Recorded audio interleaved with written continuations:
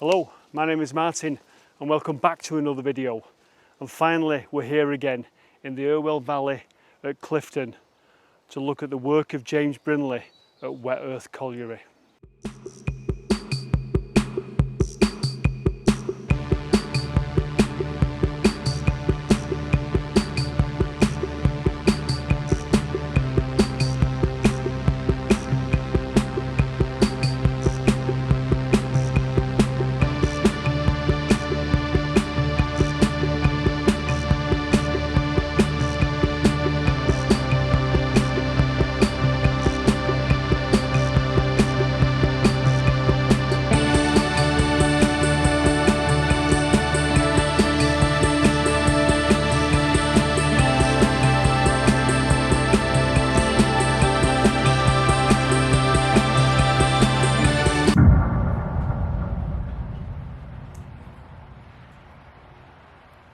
So allow me to set the scene.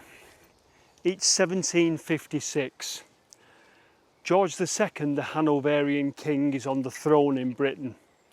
Over in Salzburg in Austria, Wolfgang Amadeus Mozart has just been born. In France, Jacques Cassini has just died. He was a famous astronomer that studied meridian planes on the planet and the moons of Saturn. Science is taking off everywhere, and history is about to be made here in the Irwell Valley at Clifton, just outside Salford, just outside Manchester. Because for 4 years, James Brindley and his team, Mathew Fletcher and all the workmen, have been toiling away, making this water scheme for water to travel down here, down this feeder stream, to the Wet Earth Colliery, to turn a water wheel to pump out the mine at Wet Earth Colliery. This is where we're going to start the video. We left off the video just at the upcast siphon shaft. I'm now in the feeder stream. You can see it's completely overgrown and filled in. This would have been a lot deeper. We're going to walk along here and look for clues. We have a visitor. Okay, so this video is number 3 in a small series of videos about the work of James Brindley at Wet Earth Colliery. It may not make sense if you haven't watched part 1 and part 2, so you really need to watch this video, part 1, and this one, part 2, for this to make sense. So an easy way to find part 1 and part 2 on my channel is you can either scroll through the videos by going to my channel, going to the videos tab and scrolling through, but an easier way is if you go to the playlist tab here, and you'll see that I've made a little playlist called Wet Earth Colliery. You can click on that tab and it will run the videos in order 1, 2 and 3, and eventually there will be a part 4. That's the easy way to find the videos. Having said that, let's crack on with the story. So Mathew Fletcher and his team of workers, supervised by the master engineer James Brindley, have brought the water from the weir on the River Irwell. They've took it amazingly underneath the riverbed, made it run uphill via the upcast siphon, and it's now running down the Leat head race, which I'm going to refer to as the feeder stream. So this feeder stream is pre-canal days, and what it's going to do is it's going to turn into the colliery where it will drive a water wheel. So like I say, mid-1700s this all happened. Now later this feeder stream became a canal. It became Fletcher's Canal with the advent of the Canal era. So look at this map. This is where we've started the video, in the middle of Fletcher's Canal, or the feeder stream if you like. It's going to take a sharp right turn into the colliery as the feeder stream, but that right turn later became a loading basin where they loaded boats with coal. So it's at one point it was a feeder stream to feed a water wheel. Later it became a canal and canal basin. We're going to explore that feeder stream, and we're going to explore the old canal basin and eventually walk towards the colliery. So getting nearer now towards the colliery. So let's crack on with the journey and see what we can find in this feeder stream. If you look in the right places, there are little clues to what this was. We filmed Tank Rover coming out of this back in January. If I just show you this, look. A little archway here. It's very difficult to date these things. You don't know when this was put in, but possibly a little bridge over the feeder stream. I'm guessing some sort of bridge, but we don't know when it was put there. And all along this former feeder stream that later became Fletcher's Canal are clues. It's a lot of it is walled, but some of the wall is missing. And you can see here where there was possibly an old sluice gate with the timber in the notch in the brickwork there.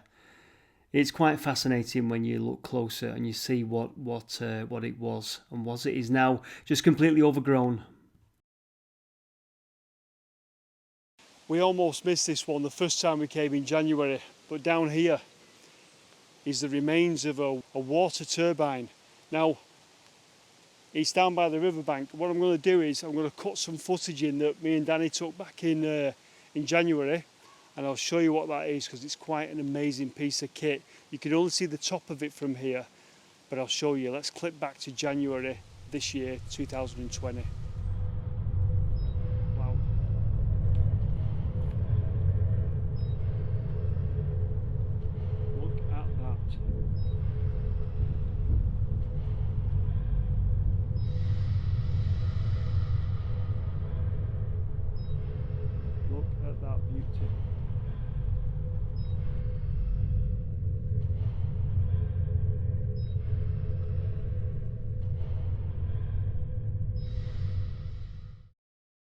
Okay, so this is the turbine pump situated on the banks of the River Irwell. The feeder stream or Fletcher's Canal is just above it.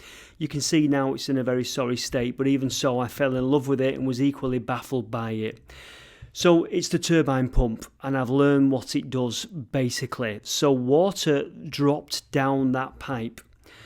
Situated in the base of it is a turbine, and the water now, having dropped down, spun the turbine, and I imagine somehow it was repressurised, this water, and lifted back up the bank, sent over to the colliery where the pressurised water was used in the coal washery.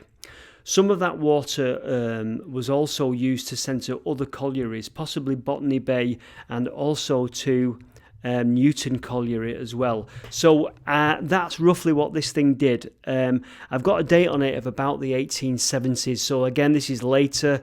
This was as the colliery is developing and new additions are going in all the time. So this, at this point here, is still the feeder stream. Somewhere here, and it's difficult, I'm asking you to use your imagination a lot at the moment, there was this swing sharp right into the colliery, as I've shown you on the map. Okay, so just a couple of things I need to point out here. You will notice the feeder stream follows the route of the River Irwell. Now I've made a mistake here. You'll see my red line there. I've ended up placing that red line in the middle of the River Irwell, which is rather cack-handed of me. The green arrow that you see is pointing to the feeder stream. So the tip of the green arrow is the feeder stream. My cack-handed red line is in the middle of the Irwell. But what that demonstrates is that the feeder stream is running right alongside of the River Irwell. Now there's a reason for this. And there's a reason why the red line shows the sharp turn into the colliery. For as long as possible, they wanted that feeder stream to follow right next to the River Irwell, and that was so that they could put a series of overflows and gates in, so that if at any point anything flooded, the feeder stream flooded. And remember, the Irwell can be very fierce in flood. They could open a set of gates and they could offload that feeder stream back down into the Irwell. They didn't want the feeder stream to flood. If it went across land, for example, away from the Irwell, it could flood and end up flooding the mine that it was designed to actually, relieve of water. So that was the point of running it right alongside of the River Irwell. At any point it could be offloaded via a series of overflows back to the river. I just wanted to point that out to you because I think it's quite interesting. The colliery is over there. We can't find where the feeder stream swung into the colliery. Years and years and years of it being filled in and stuff, we think that's not visible anymore. But now behind me, that is Fletcher's Canal. That overgrown mass there is Fletcher's Canal. That eventually goes down that way. There's another colliery further down there, Botany Bay. And eventually that meets up with another video that we did, the 13 Arches. So it meets up with the Bury-Bolton Canal at Clifton near the 13 Arches. So we need to swing inwards now towards the colliery and see what's left of the feeder stream. Okay, so at this point I feel like I just need to say something. Although at the start of this video I sort of like set the scene for 1756 and I talked about George II and Mozart being born, as we turn that corner into the colliery and go into the loading basin and start to approach the colliery, these features that we're going to look at are, as the colliery was abandoned in 1928, it closed in 1928. So we've kind of took a time leap forward now, and we're looking at the remains in 1928, and we're looking at it 92 years later as we film this in 2020. So we've sort of made a time leap. Now, those original tunnels that we looked at in part 1 and part 2 were from 1756 and were very much the work of Brindley and Mathew Fletcher, but there's an entire evolution at the colliery. 1868, that old water wheel was taken out and it was replaced by a water turbine to drive the machinery. So technology moved on and the colliery moved on with it, and times changed. 172-year history from when the water scheme originally set out in 1756 to 1928. 172 years, and I think of all the people that worked there, the accidents that occurred, some of the deaths that occurred. And I imagine, if it closed in 1928, I imagine working there in 1910. And your father and grandfather had worked there, and there would be tales going round of the old boys that worked at the colliery, no doubt. They probably talked about people who worked there. Let's say in 1910 you'd talk about someone that worked there 30 years ago that was a character, stories of these characters. Well, that would have been somebody that worked there in 1880. And the colliery went back another 100 years before that. So that it's staggering, the generations of people that worked there, the stories. The guys in 1850 would have been telling stories about the guys that worked there in 1810. It's incredible, absolutely incredible, the characters and the people that would have worked there over the years. And that's what strikes me the most. And when you're looking at these piles of bricks and these remains in the woods, you have to remember the people that worked there, and you have to remember the stories and the toil and the strife, and walking in from Swinton on freezing cold mornings, perhaps if you lived in Swinton, to go to work at the colliery. And that's what I think of. And like I say, I just wanted to emphasise this idea of this staggering time scale at this colliery. And all the other collieries in the area, there was many collieries in this area at the time, all with equally valid histories. It's just that this one has particularly took our imagination. I think it was the work of Brindley. Anyway, that said, I just had to make you aware of that time leap forward as we start looking at these ruins that we're looking at the moment. So let's get back to the video and see what else we can find. So just before we get to the bridge that we're looking at there, when did our feeder stream, our flow of water become a canal? Well, it was 1790 during the canal building frenzy. Mathew Fletcher is now in charge of the colliery. Brindley has gone. And what they decided to do in 1790 was to widen the stream and build the loading basin. So where the right turn is and the feeder stream came in, that was all widened and dug out to accommodate a canal. Because Mathew Fletcher has now decided that, he can use canal boats to transport his coal and get it to the markets where it's needed. So our stream becomes a canal, Fletcher's Canal. And it leads us inwards now, as you see there, into the loading basin. So the place is evolving and Mathew Fletcher is moving the colliery forward. The canal is still used to feed the water wheel, so the canal water is still feeding the water wheel, but the biggest difference now is that this feeder stream has now become navigable and boats are being loaded on there. So as we turn and enter into the colliery workings and the loading basin, you'll see a small bridge took a railway line over the loading basin entrance. Wonder if we can find that bridge. You'll notice I've managed to get myself in the undergrowth as I do. Here, later in the colliery's lifetime, was a little tram road that came across the feeder stream. If any of this is making sense, I'll show you a map. And we worked out that about this point here was a bridge for the tramway. And sure enough, we found the bridge. It's difficult to make out how it was, but if I bring you down here, I'll show you what I'm looking at here now. Possibly see there the original stone that was part of the construct of this bridge. So this is on the side leading up to, but there's a typical canal sort of stone there, and then obviously all that there would have been an open canal, and you can just see it's currently just impenetrable weeds. Fortunately nothing stinging or anything prickly, so we can sort of bat our way through it a bit. But there's the bridge. Now this is concrete, but here is steel. This is steel, or rusting steel that you can see there. So we're guessing this has either been put in later to cover up the tunnel because the canal went that way, or part of the construct of the bridge.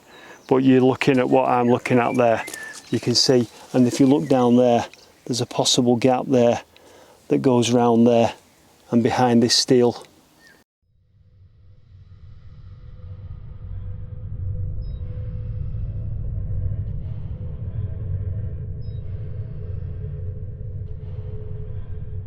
We've worked out where we are, and we think this is the remains of the travelling crane. It's just a lump of bricks.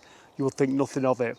A few bolts in the top of it, but I would imagine this was some kind of higher thing here with maybe metal where the crane glided across the little loading basin and obviously loaded the goods and everything. We think this is the travelling crane. We're not sure, it's difficult to identify things, but why would you have this feature on the edge of the loading basin? I think we've found the travelling crane. So we're going to head on, carry on walking up that way, and we're heading now towards the colliery, and we're just looking for more and more features in this loading basin. I'm asking a lot of you on this video to use your imagination, and obviously all we're looking at is just greenery and bits of bricks, but when you know what it is and you imagine, it gets really good, it gets interesting.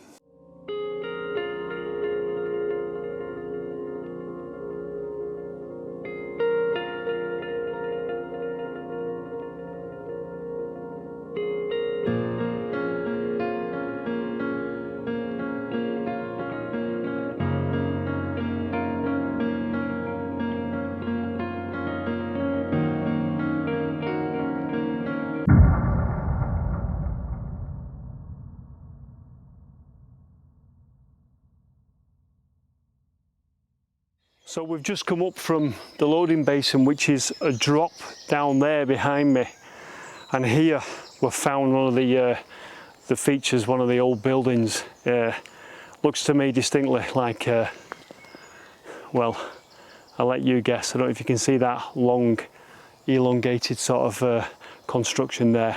So here at the actual colliery, there's lots of these remains, and amazingly they've survived, although they've been raised down to a level. And some of them are really difficult to work out what they are, but I've no doubt that this, according to the map, was the loco shed. You've got the pit there, it's quite a not a very deep pit, and from what I understand that would have been an ash pit where they probably emptied the ash from the little shunting locomotives that operated in this yard. Amazingly, we're in the middle of a forest now, but back then it would have been an open railway yard. Nature again has reclaimed, and just where the camera is near you, if I just turn the camera around, you'll see on the floor, if you're in any doubt,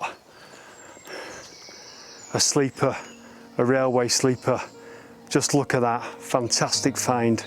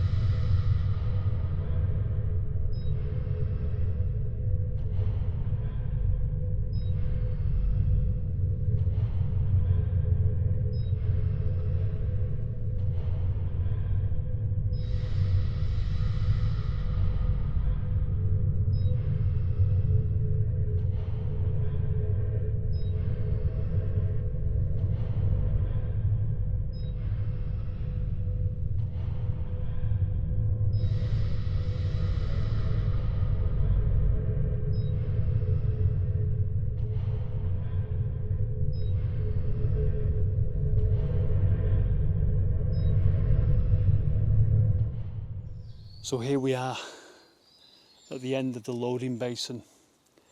This was water filled, and this that I'm studying is a sort of sculpture. It's to represent the starvation of boats that they loaded here with coal and sent back the way we've came, and then right into Fletchers Canal and onwards to the Bury Bolton Canal. But this is what they call the loading basin.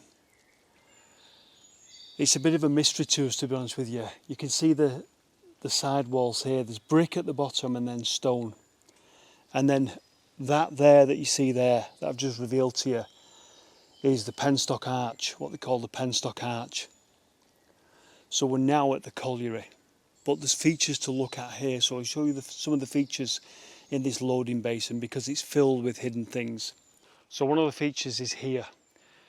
So it's difficult to picture it, but I think where I'm stood, this was the top of the water level, because that little bricked up area there was a overflow. It says overflow, and it's only recently been bricked up because behind there is a shaft that drops downwards.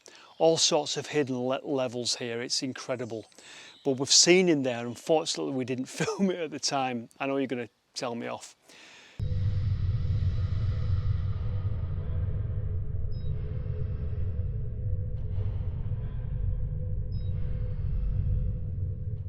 In the wall there, you can see a bit of a recess, and I think there's been some sort of like gate mechanism to lift there and to lift a bit of a sluice gate for the overflow for the canal. So if this was water level, it's quite high, wasn't it, really, when you think about it? The mystery is, and this is what we're going to try and tackle in episode 4. You're probably wondering where that arch goes, the penstock arch. Well, it goes round a little corner and it goes to the wheel chamber, which we'll show you in episode 4. I know what you're saying. If you come this way, I'll just show you inside that little tunnel there. There's not a great deal to see. Last time we took a look in there, it was full of coal. Not piles of coal, but on the floor there was lumps of coal all over the place. In fact, Danny's found little lumps of coal throughout this entire journey. So walk this way and we'll take a look inside the penstock arch.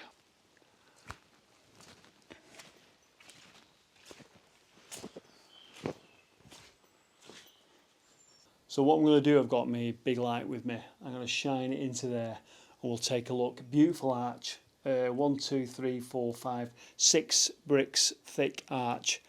I'll shut up. I'll get the camera right to the edge of the fencing here and I'll let you have a look. You won't see very far, but I'll show you what's behind there.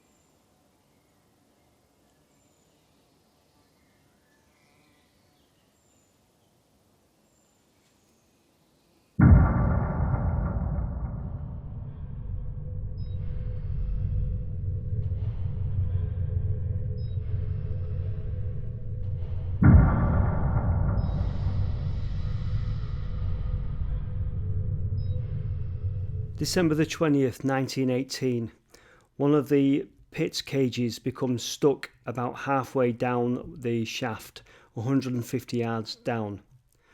The manager of the colliery, Mr. George Jones, decided to go down with a couple of colleagues to try and free the obstruction. The manager and 2 others decided to descend in a kibble to try and free the obstruction. Unfortunately, the engine which lowered them was badly worn. The brake band failed and the kibble dropped down the shaft at some speed. George Jones was thrown out and fell to his death, whilst the other 2 were seriously injured. The bodies were eventually recovered and it took 4 days to free both cages. Accidental death was recorded. George Jones's widow received £300 compensation. So just to put this further into context, you can see with that, as I say, we're down in the loading basin, you can see how high the walls were.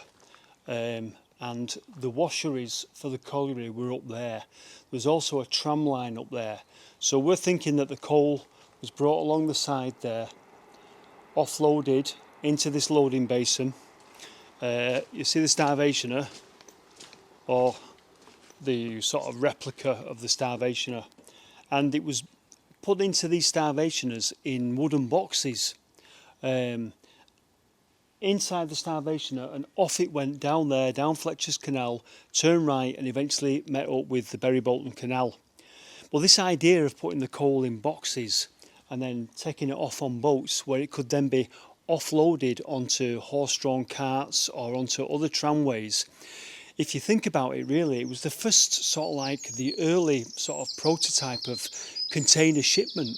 It's been rumoured that it started here, and it was a brilliant idea because many a time you'll just see them putting raw coal in here and having to then manually dig it out.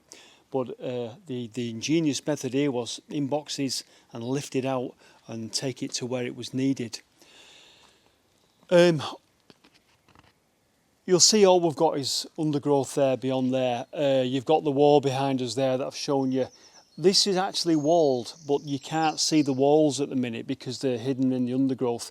But there's actual brick walls that line this entire loading basin and the canal down that way. A lot of unanswered questions. Like I say, in part 4, we're going to try and get somebody down here that knows what they're talking about, someone that can shine a light, because we've got so many questions about this place. It's unbelievable.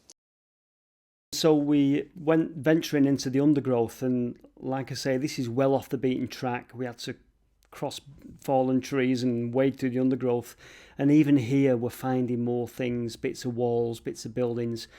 We don't know what this was.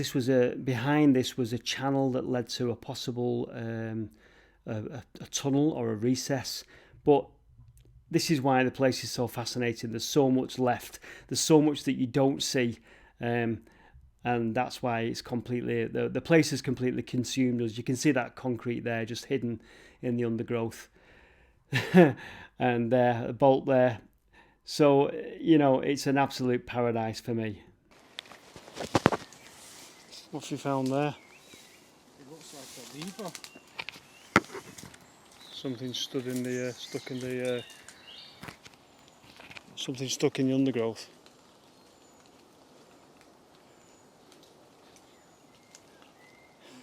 So there you go, we're back down at the River Irwell. This will run eventually through Salford and on through Manchester city centre. I feel that we've been scratching around in the undergrowth looking for clues, really, very subtle clues, but we had to do the feeder stream from the upcast through to the colliery, and we did find some subtle clues. Wet Earth Colliery, it keeps throwing up these mysteries, bits of old buildings that we don't know what they were. I hope you enjoyed the video. Thank you very much for watching. In part 4 we'll be looking at the remains of the colliery, and hopefully we're going to try and get somebody down here that actually knows what they're talking about, that can identify things for us. So thanks for watching, take care, and I shall see you very soon in the next video. Bye for now.